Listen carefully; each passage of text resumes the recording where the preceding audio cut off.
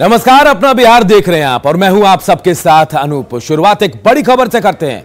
नालंदा से बड़ी खबर इस वक्त आ रही है। थाना भवन में फेंकी मिली है यहां शराब की बोतलें। जी हां, ये बड़ी खबर हम आपको बता रहे हैं। नालंदा में थाना भवन में शराब की बोतलें फेंकी मिली है। दीपनगर थाने के छत पर खाली बोतलें मिली है शराब की। बोतलों को पुआल के नीचे छिपाने की कोशिश भी की गई है। थाने के ऊपरी मंजिल पर संतरी का कमरा है और यहीं पर यह खाली बोतलें मिली है। संतरी के कमरे में शराब की खाली बोतलें मिली और न्यूज 18 के पास एक्सक्लूसिव तस्वीरें भी हैं। तो देखिए, ये दीपनगर थाने के छत पर बोतलें मिली, हम तस्वीरें भी दिखा रहे हैं। एक्सक्लूसिव तस्वीरें आप न्यूज 18 बिहार झारखंड के टीवी स्क्रीन पर देख सकते हैं। और बेहद खास ये तस्वीरें इसलिए भी हो जाती है क्योंकि बिहार में शराबबंदी है और शराबबंदी को लागू करने की जिम्मेदारी इन्हीं पुलिस वालों पर है। और यही थाने में देखिए, जहां पुलिस वाले रहते हैं, जहां पुलिस का दफ्तर है, वहीं से शराब की खाली बोतलें मिली हैं। आदर्श नगर थाना देखिए, हम तस्वीरें भी दिखा रहे हैं। और यहीं पर ऊपरी तल्ले में जहां संतरी का कमरा है, वहां शराब की बोतलें फेंकी मिली हैं। और तो और इन खाली बोतलों को छिपाने के लिए पुआल के नीचे इसे रखा भी गया है। और हम आपको ग्राफिक्स के जरिए बता भी रहे हैं कि नशे को रोकने की जिम्मेदारी आखिर इन लोगों पर है और क्या कुछ कार्रवाई भी हुई है। मौजूद हैं दीपनगर थाना में, जहां आप देख सकते हैं कि दीपनगर थाना के ऊपरी परिसर में छत पर शराब की कई बोतलें मिली गई। आप यहां पर दिखा सकते हैं कि मेरे पीछे कि किस तरह से जो है यहां पर शराब की बोतल काफ़ी संख्या में है और यहां पर राइपर भी मिलेगी। और ये सबसे बड़ी बात है कि दिखा सकते हैं ये जो छत का ऊपरी हिस्सा है, इसमें काफ़ी मात्रा में शराब की बोतल है। और ये शराब कौन पी रहे हैं ये तो जांच की विषय है। फिलहाल जिस तरह से शराब की बोतलें का जो उपयोग किया गया है और यहाँ पर जो छत पर शराब की बोतलें मिल रही है, इससे काफ़ी सवालिया निशान उठ रही है कि आखिरकार ये शराब कौन पी रहे हैं। सबसे ये दीपनगर थाना परिसर का सबसे लास्ट छत पर है और ये पुलिसकर्मियों की जांच करने के लिए जो रात में ड्यूटी करते हैं उनके लिए ये बनाया गया है कैंपस है। लेकिन इसमें शराब की बोतल काफ़ी संख्या में पुआल के नीचे छिपाया गया है। यहाँ तक कि राइपर भी मिल रही है। यह दर्जनों की संख्या में यहाँ बोतल फेंकी हुई है और खाली अवस्था में है। ये अब जांच के बाद ही पता चलेगा कि आखिर कौन सिपाही, कौन दरोगा जो है जो शराब के सेवन कर रहे हैं और यहाँ शराब की बोतल लाकर फेंक रहे हैं। यहाँ ये सरकार शराबबंदी के बाद जिस तरह से शराब की जो सेवन किया जा रहा है, ये पूरी तरह से मुख्यमंत्री नीतीश कुमार की जो शराबबंदी है उसका मखौल उड़ाया जा रहा है। और सबसे बड़ी बात है कि जो शराब है, शराब का एक तरह से शराबबंदी पर सवालिया निशान उठ रही है। नालंदा से न्यूज 18 के लिए अभिषेक कुमार। तो जिनके ऊपर जिम्मेदारी है इस शराबबंदी कानून को सही तरीके से लागू कराने की, उन पर ही सवाल उठ रहे हैं। आइए हम आपको बताते हैं कि नशा रोकने की जिम्मेदारी नशाबंदी के लिए किसके ऊपर ज्यादा है। थानेदारों पर देखिए, कानून को लागू करने की पूरी जिम्मेदारी है। इसके अलावा देखिए, तस्करी से लेकर नशे पर लगाम लगाने की भी पूरी जिम्मेदारी थानेदारों के ऊपर ही है। और तो और इनके ऊपर बड़ी जिम्मेदारी ये कि सख्ती से लागू नहीं कराने पर थानेदारों पर कार्रवाई भी हुई है। कई थानेदारों पर कार्रवाई हुई, कई थानेदार इसे लेकर सस्पेंड भी हो चुके हैं। और सीएम नीतीश कुमार कानून को लेकर, यानी शराबबंदी कानून को लेकर खुद बेहद सख्त हैं। उसके बाद ये तस्वीरें सामने आ रही है जो हैरान कर रही है। और देखिए, न्यूज 18 के कई सवाल भी हैं इन तस्वीरों के सामने आने के बाद। सवाल भी हैं। सवाल ये कि थाना भवन परिसर में आखिर कौन शराब पीता है?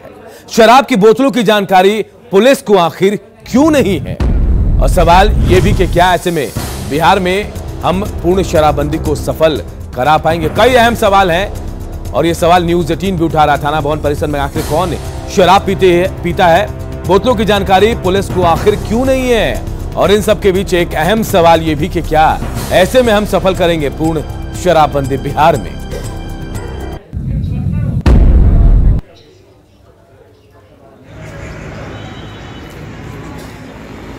तो देखिए, नालंदा से एक खबर आई जो हैरान करने वाली है क्योंकि बिहार में पूर्ण शराबबंदी है और जिनके ऊपर जिम्मेदारी, यानी पुलिस वाले, पुलिस प्रशासन, जिनके ऊपर यह जिम्मेदारी है इस कानून को बेहतर तरीके से लागू करने की, उन्हीं के थाने के अंदर, उनके थाने के ऊपर कमरे में, संतरी के कमरे में शराब की बोतलें मिली हैं, खाली बोतलें मिली हैं। ये बताने के लिए काफी है कि कैसे यहां शराबबंदी का माहौल, कोई आम आदमी नहीं, कोई कानून तोड़ने वाला नहीं, खुद कानून की रक्षा करने वाले कानून तोड़ रहे हैं।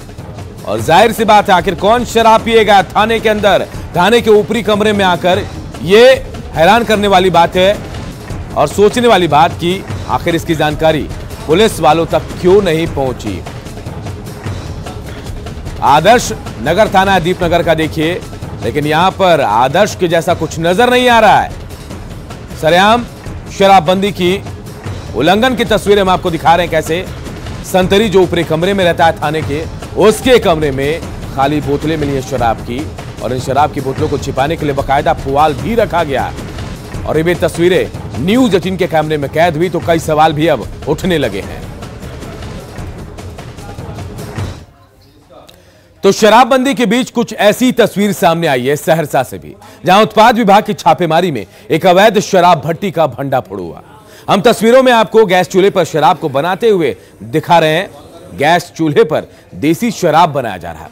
उत्पाद विभाग के अधिकारी की माने तो सूचना मिलने पर यह कार्रवाई की गई है। वहीं इस मामले में जब एक संदिग्ध अपराधी से बातचीत की गई तो उसने पेट की खातिर इस धंधे को अपनाने की बात कही। तो देखिए, सहरसा की भी तस्वीरें हम आपको दिखा रहे हैं, कैसे शराबबंदी कानून का मखौल उड़ाया जा रहा है। और यहां उत्पाद विभाग ने कार्रवाई की है और गैस चूल्हे पर बाकायदा देशी शराब बनते हुए पकड़ा गया है, बनाते हुए लोगों को भी। और जब पूछा गया आरोपी से कि आखिर शराबबंदी है तो आप कानून हाथ में क्यों ले रहे हैं, तो उसका जवाब था कि पेट के खातिर वो ऐसा कर रहा है।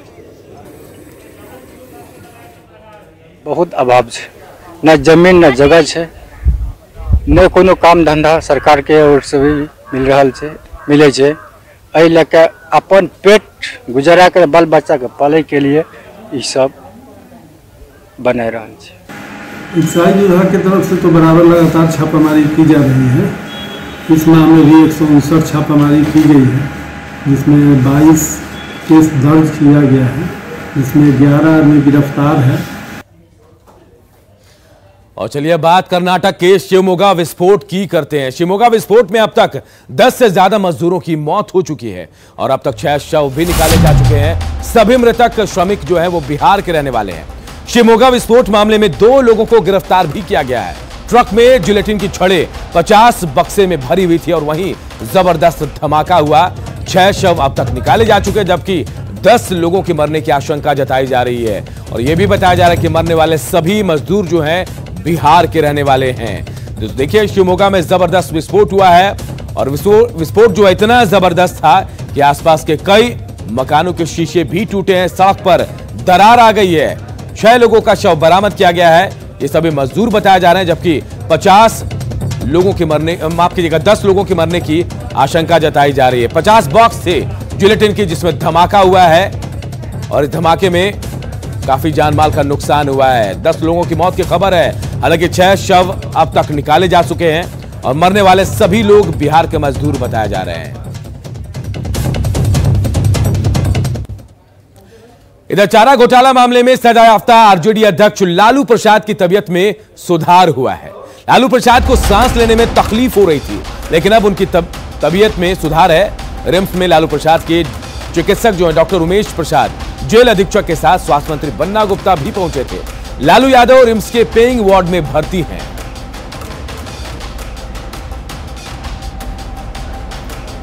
तो देखिए, लालू प्रसाद की तबीयत में सुधार आया। कल खबर आई थी कि उनको सांस लेने में दिक्कत हो रही है और इसके बाद लगातार वो डॉक्टरों की मॉनिटरिंग में थे, निगरानी में थे, लेकिन आज खबर आई कि उनकी सेहत में सुधार हो रहा है और पहले से स्थिति उनकी बेहतर बताई जा रही है। कई तरह की बीमारी है, 16 तरह की बीमारियों से ग्रस्त हैं लालू प्रसाद यादव। किडनी की बीमारी है, ब्रेन से संबंधित उनको बीमारी है, कमजोर इम्यूनिटी से भी परेशान है लालू प्रसाद। 25% उनकी किडनी काम कर रही है। दाहिने कंधे की हड्डी में भी लालू को परेशानी है। किडनी में स्टोन, तनाव, यूरिक एसिड की भी शिकायत लालू प्रसाद को है। और उपेंद्र हमारे सहयोगी हमारे साथ सीधे रांची से जुड़े हुए, सीधे उनका रुख करते हैं। उपेंद्र, क्या कुछ अपडेट है? राहत भरी खबर यह आई है कि लालू प्रसाद की सेहत में पहले से सुधार हुआ है।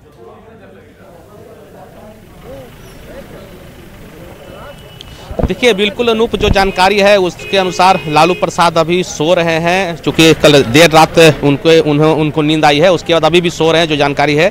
और दूसरी बात यह है कि आज 12 से 1 बजे के बीच में लालू प्रसाद का HRCT कराया जाएगा, ताकि पता चल सके कि उनके फेफड़े में कितना इन्फेक्शन है। जो इन्फेक्शन मिला है एक्सरे में वो किस हद तक खतरनाक हो सकता है, इसको लेकर के HRCT कराया जाएगा, फेफड़ा उनका कितना काम कर रहा है। साथ साथ उनका आज कई तरह के सीरोलॉजिकल टेस्ट कराए जाएंगे। जो जानकारी मिली है उसके अनुसार खून के कई टेस्ट डॉक्टर उमेश प्रसाद ने लिखे हैं, जिसका सैंपल लिया जाएगा। और एक बात और भी है अनूप कि आज उनका जो कोविड जांच के लिए दिया गया RT-PCR में सैंपल, उसकी भी एक रिपोर्ट आएगी। चूँकि कल जो रैपिड किट से जो जांच की गई थी वो निगेटिव आया था, उसके बाद RT-PCR से भी आज रिपोर्ट आनी है। जो जानकारी मिल रही है उसके अनुसार आज लालू प्रसाद के दूत कह सकते हैं या फिर लालू प्रसाद के बेहद करीबी जो पूर्व पार्षद पूर्व विधायक रहे हैं बिहार में, भोला यादव, वो रांची पहुंच रहे हैं जानकारी लेने के लिए कि लालू प्रसाद की तबीयत कैसी है। साथ साथ जो जानकारी मिली है उसके अनुसार अब से कुछ देर के बाद कई चिकित्सक आएंगे और लालू प्रसाद के स्वास्थ्य की फिर एक बार जाँच होगी जब वो जग जाएंगे। जी चलिए, बहुत बहुत शुक्रिया आपका। तो देखिए, ये अच्छी खबर हम कह सकते हैं कि लालू प्रसाद की सेहत में थोड़ा सुधार हुआ है, और पहले उन्हें सांस लेने में दिक्कत हो रही थी, लेकिन अब कहा जा रहा है कि वो थोड़े ठीक हुए, लेकिन आज कई तरह के टेस्ट उनके होने वाले हैं। चलिए बढ़ते आगे और बात रोहतास की करते हैं, जहां अतिक्रमण हटाने के दौरान पूरी बिल्डिंग ही गिर गई। घटना डिहरी की है, जहां पड़ाव मैदान में अतिक्रमण हटाया जा रहा था और इसी दौरान JCB मशीन पर 4 मंजिली बिल्डिंग ही गिर गई। अच्छी बात यह रही कि JCB के ड्राइवर की जान बच गई। पड़ाव मैदान से अतिक्रमण हटाया जा रहा था, 4 तल्ले मंजिल के कुछ हिस्सों को तोड़ा जा रहा था, लेकिन इस दौरान पूरी बिल्डिंग ही अचानक भरभरा कर JCB के ऊपर गिर गई, जिससे वहां कुछ देर के लिए अफरा तफरी भी मच गई, लेकिन गनीमत रही कि JCB ड्राइवर की जान बच गई।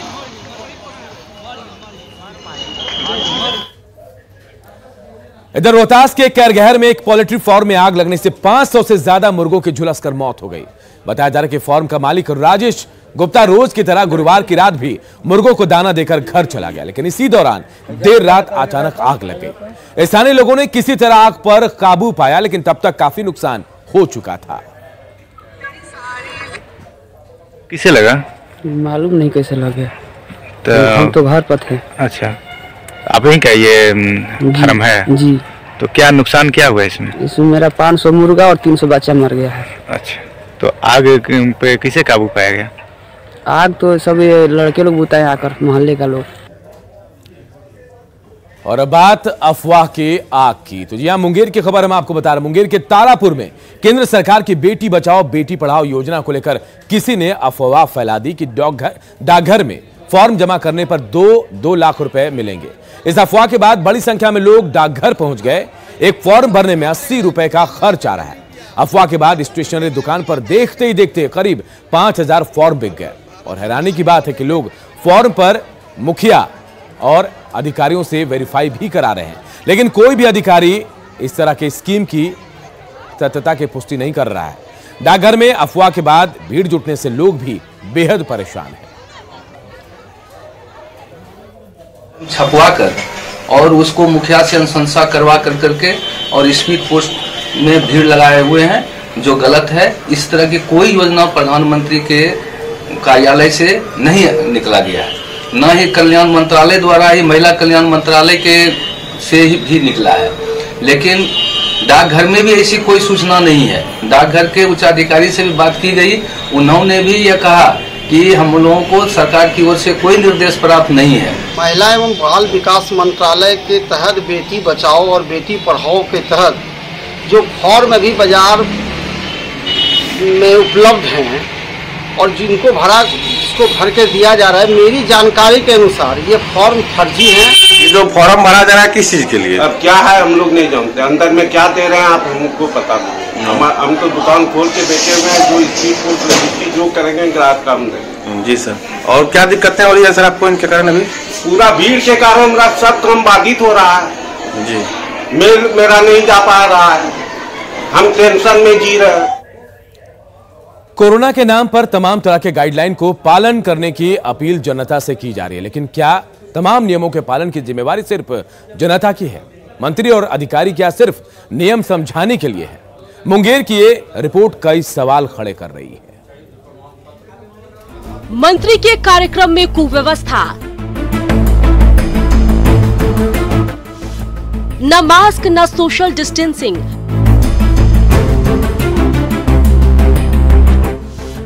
खाना नदारद हवा में प्लेट।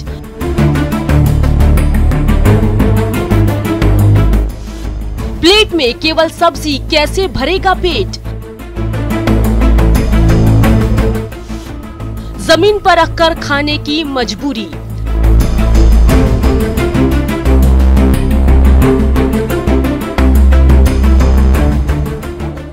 दरअसल ये नजारा है बिहार सरकार के मंत्री संतोष कुमार सुमन के सम्मान में आयोजित कार्यक्रम का, जहां कार्यक्रम में शामिल होने आए लोगों के लिए खाने का इंतजाम किया गया था।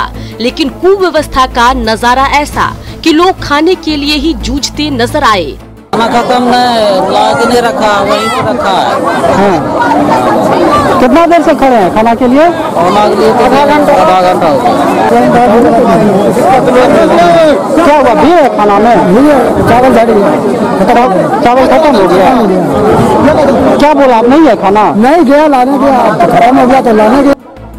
तस्वीरों में आप भी देख सकते हैं कोरोना पर तमाम गाइडलाइंस और जिला प्रशासन की अपील के बावजूद किस तरह नियमों का उल्लंघन किया जा रहा है। एक साथ सैकड़ों लोग खाने के लिए मारामारी कर रहे हैं। किसी के हाथ में खाली प्लेट है तो किसी के प्लेट में केवल सब्जी, तो कोई जमीन पर ही बैठकर खाने को मजबूर है। खाना का है, खाना का है। नहीं मिला आपको? नहीं मिला। खाली कहाँ आए थे, क्या कार्यक्रम था आज? आए थे यहीं मेथी में। किस चीज में? जुलूस में। जाहिर है जब बिहार सरकार के मंत्री के कार्यक्रम में ही इस तरह की लापरवाही बरती जाएगी, कोरोना नियमों को ताक पर रखा जाएगा, तो आम लोगों से नियमों के पालन की उम्मीद कैसे की जा सकती है। अरुण शर्मा, मुंगेर, न्यूज़ 18। और अब बात पूर्णिया की, जहां ठंड का प्रकोप कई दिनों से चल रहा है। शहर में कोहरे और कनकनी से लोगों का जीना मुश्किल हो गया है। कड़ाके की ठंड के बावजूद प्रशासन की तरफ से कोई व्यवस्था नहीं की गई है। ठंड का जायजा लिया हमारे सहयोगी प्रवीण कुमार ने। पूर्णिया में पिछले एक सप्ताह से कड़ाके की ठंड चल रही है और कुहासा भी काफी है, जिस कारण से लोगों को खास करके मॉर्निंग वॉक में जाने में काफी परेशानी होती है। हमारे साथ यहाँ कुछ लोग भी हैं जो सुबह सुबह मॉर्निंग वॉक के लिए निकले हैं। आइए इनसे बात करते हैं कि क्या हालत है। क्या नाम हुआ आपका? बिट्टू कुमार। मॉर्निंग वॉक में निकले? Yes sir. क्या स्थिति है आज का? बहुत ज्यादा ठंड है। कुहासा वगैरह? कुहासा तो बहुत ज्यादा है, करीब एक सप्ताह से। और कैसे निकलते हैं, क्या परेशानी होती है? बहुत ज्यादा परेशानी होती है हम लोग को। अब बताइए, क्या नाम हुआ आपका? राजीव कुमार। मॉर्निंग वॉक में निकले? Yes sir.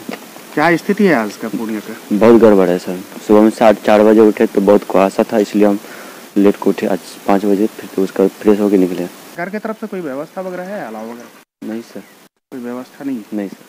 क्या होना चाहिए इसके लिए? व्यवस्था किया जाए, अलाव वगैरह की व्यवस्था। Yes sir. तो यहाँ के लोगों का भी कहना है कि ठंड काफी है और कुहासा भी है, जिस कारण से वाहनों के परिचालन में काफी दिक्कतें होती है। लोग हेडलाइट जलाकर सड़कों पे चलते हैं और प्रशासन के तरफ से अभी तक किसी तरह की व्यवस्था नहीं है ताकि गरीबों को राहत मिल सके। कुमार प्रवीण, न्यूज़ 18, पूर्णिया। पूर्णिया के अलावा सासाराम में भी ठंड कहर बरपा रही है। शहर का तापमान लगातार गिरने से घर से निकलने वालों के लिए मुश्किलें बढ़ रही हैं। शहर के रेलवे स्टेशन से ठंड का जायजा लिया हमारे सहयोगी अजीत कुमार ने। जाड़े की सर्द रात है और लोग जो हैं वो काफ़ी परेशान है। जैसे जैसे रात का पारा चढ़ता है, टेम्परेचर नीचे चली जाती है और लोग परेशान हो जाते हैं और कोहरा और कुहासा भी बढ़ जाता है। पूरे बिहार जहां शीतलहर की चपेट में है, वहीं सासाराम भी इससे अछूता नहीं है।